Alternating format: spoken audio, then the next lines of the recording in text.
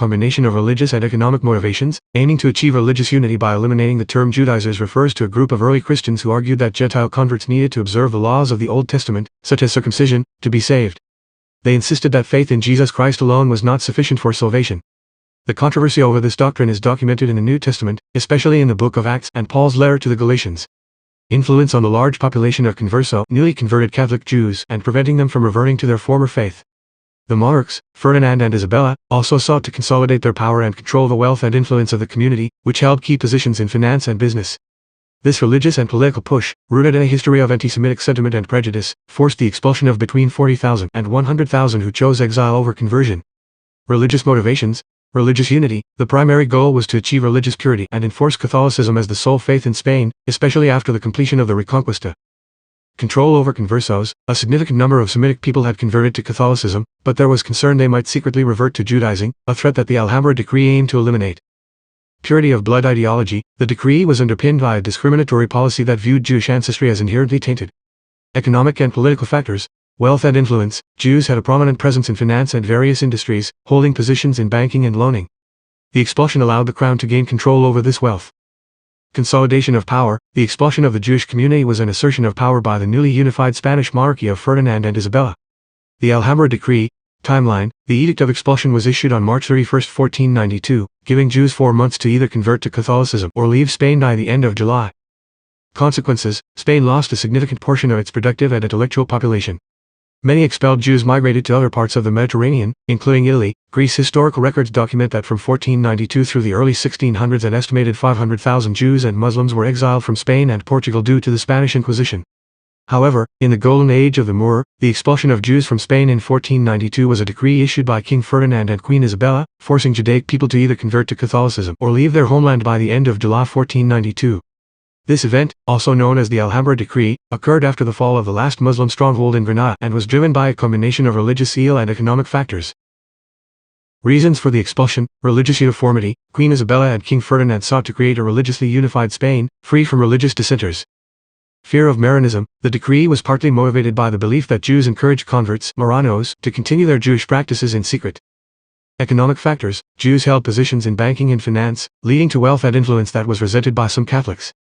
The government also sought to confiscate Jewish property and assets. Spanish Inquisition. The Inquisition, established in 1478, sought to rid the country of heretics and was actively encouraged by the Grand Inquisitor, Tomás de Torquemada, to expel the Jews. Key figures. King Ferdinand II of Aragon and Queen Isabella I of Castile. They jointly issued the Alhambra Decree. Tomás de Torquemada, the Grand Inquisitor, who advocated for the expulsion for years before it was issued. Consequences. Forced migration. Hundreds of thousands of Jews were forced to leave Spain, primarily going to North Africa, Italy, and Turkey. Economic impact. The expulsion led to economic disruption in Spain as hundreds of thousands liquidated their assets. Cultural loss. The expulsion ended the largest and most distinguished Jewish settlement in Europe, resulting in the destruction of a unique culture. Historical context. The expulsion happened shortly after the conclusion of the Reconquista, which finally drove the Muslim Moors out of Granada. The Alhambra Decree was signed on March 31, 1492, and the last Jews were to leave by the end of July. Over 1 million Moors settled in France alone. It is known, for fact, that the family Pierre Sieur du Prefbas Saulnier 15th great-grandfather b. 1470, Fay de Bretagne, Loire-Atlantique, Loire-Atlantique, Pays de la Loire, France d. 1558, Fay de Bretagne, Loire-Atlantique, Loire-Atlantique, Pays de la Loire, France known as the Saulniers, were amongst these 1 million or less to settle in France. Hundreds of thousands of Muslim exiles escaped to their ancestral homelands in the Maghreb al-Aqsa, the farthest west, mainly Morocco, Mauritania, Tunisia and Algeria. The Saulniers, in particular, were amongst the Muslim Berbers, Moriscos. Jean Sieur de la Trébaudrie Saulnier 14th great-grandfather b. 1500, Fay de Bretagne, Loire-Atlantique, Pays de la Loire, France d. aft.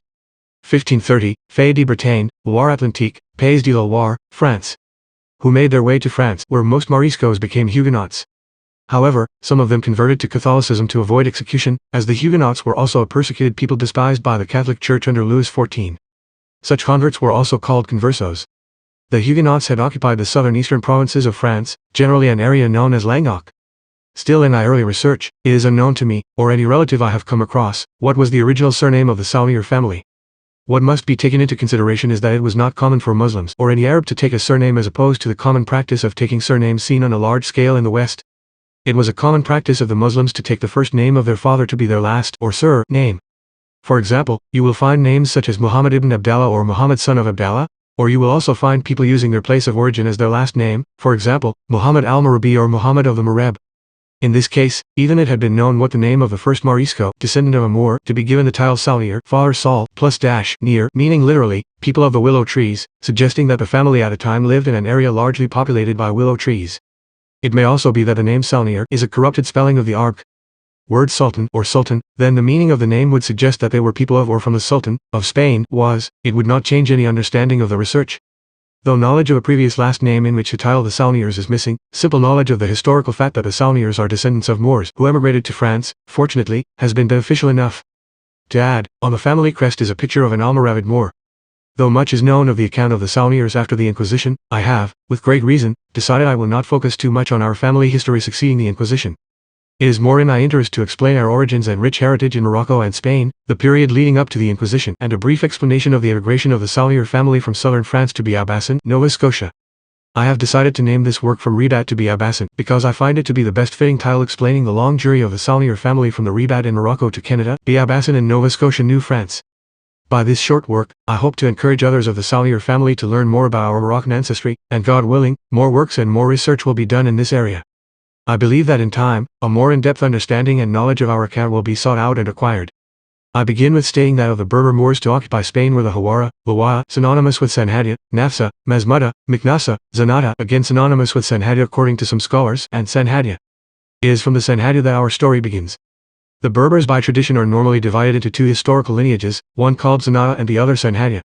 According to Ibn Khaldun, the Sanhadia of the Mareb to whom belonged the veiled Tuareg, Lamta, Lamtuna, Kunta, Gomara and Mazmuda, of the medieval period lived in remote times in the country near the Rif of Abyssinia and veiled themselves with litham, a garb which distinguishes them from other peoples. The Sanhadia, known as the Mulat Thamun, people of the veil, or the Muthamim, wearers of the veil, were responsible for the second significant Moorish invasion of Al-Andalus, the Arabic name for Islamic Spain. Many of the Moors in Spain are known to have come from the Sanhadia by Arab historians. It is from these by which the later Moorish dynasties in Spain and North Africa were established. The Lamtuna of the Sanhadia, our ancestry springing from amongst these, today called Alamin, are the Sanhadia generally recognized by scholars on North Africa to have comprised the original Almoravid or Almorabitan Moorish peoples and dynasty. By the late 1050s the Lamtuna lived to the south of present-day Rio de Oro in the country now called Spanish Sahara. It was within this period that a religious zealot named Yusuf ibn Tashfin, a Lamtuna Berber from Adrar in what is now Mauritania, arose. He set up a Rabat or hermitage in the desert from which to propagate Islam and to restore the Muslim people to the complete submission to the one true God and to free them from any corruption. His movement was known as Almorabitan, people of the Rabat, deformed by Europeans into Almoravides, the first of three Berber dynasties. The Morabitan were Muslims who manned outposts, studied, and carried forth the word of Islam.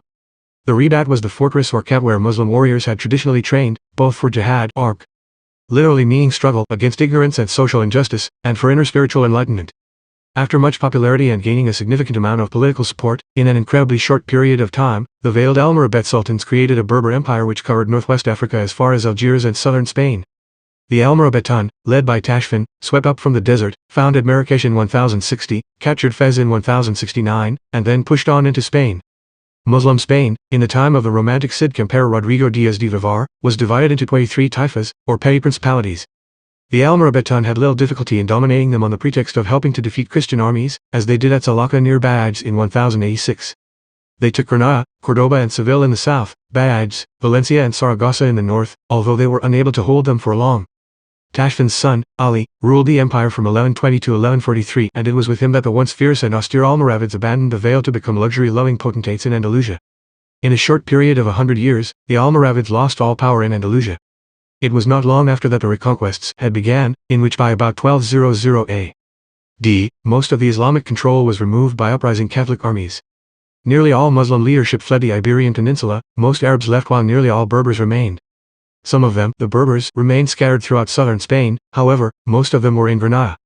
Parts of Moorish Spain held out until the late 1500s, but Granada was the last Islamic stronghold in Spain. However, the collapse of the Moorish Empire did not occur overnight as it may seem. It took centuries and the wars were fought on many fronts by such renowned leaders as King Alfonso and his valiant warrior El Cid. Following the reconquest of the Catholics, an uneasy truce was observed, during which the remaining Moors of Portugal and Spain converted to Catholicism, adopted Spanish names, kept a low profile, and like most Moors, generally practiced Islam and spoke Berber or Arabic only in the home. There is no doubt that our Moorish ancestors involved themselves in this act along with the others, as it was absolutely impossible for them to do otherwise. If our Moorish ancestors had resisted, they would have been burned at the stake by the Catholic Church, and the so-called Saunier family would have never existed at any time after this. The low profile kept by the Moors worked for a short while, but eventually, the Church's pressure on the Moors grew irresistible. In 1492, Granada, the last Moorish stronghold in Spain, was taken by the soldiers of King Ferdinand and Queen Isabella, and the Moors were expelled from Spain. In 1496, to appease Isabella, King Manuel of Portugal announced a royal decree banishing the Moors from that portion of the peninsula. The Spanish King Philip III expelled the remaining Moors by a special decree issued in 1609. Fully 3,500,000 Moors, or Moriscos, as their descendants were called, left Spain between 1492 and 1610. Over 1 million Moriscos made their way to France, where the vast majority of them became Huguenots. It is in France where many of the last descendants of the Almoravids, as well as other Berber groups settled. It was along with these that our Moorish ancestors made their trek into southern France, and were eventually titled by the native Franks as the Saunier, also spelled Saunier, Sauni, Saunier, Sunier and Soni, from Almorabitan to supposedly dwellers in the Willow, our Moroccan name and history and our Moorish identity soon forgotten through time. After becoming Huguenots, the family later legitimately made immigration to the Americas. 53 years after the last Moors left Spain, Louis Saunier was born in Vitter, Bretagne, France. Louis later became the first Saunier to set foot on American soil arriving in Acadia, Nova Scotia, in Canada in 1685. Louis was also on the 1693 census taken at Biabassin. He and his wife, Louise Bastineau, also known as Pelletier, had 13 children. Louis died on the 10th of March in 1709. The family eventually spread all throughout the United States in areas such as Louisiana, Massachusetts, South Carolina and California. Pierre Saunier, of the third generation, was deported to Liverpool, England, but later settled in Cayenne, French Guiana. His daughter Françoise was also exiled to Liverpool, where she married Alain Hebert while they were both prisoners in that country.